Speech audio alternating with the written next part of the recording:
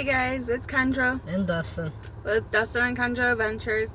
We are going swimming at Crystal Lake Campground. It is 80 degrees. It's supposed to be getting hotter. So let's go. Bye. This is the pool at Crystal Lake Campground in Vassar, Michigan. There's Dustin. We just swam. It is warm. The pool is heated, but it needs to be cleaned. So we just got done door dashing and we were passing through Bay City and we discovered an area that last night experienced some of the tornadoes that touched down in Bay County. Alright, here they are.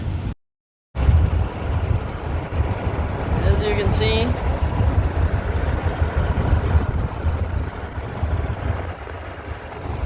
broken trees, tons of broken trees.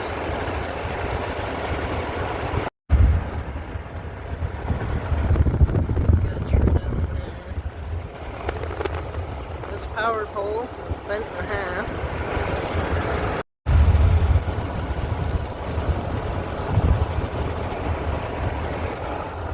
Right there, his entire barn is gone.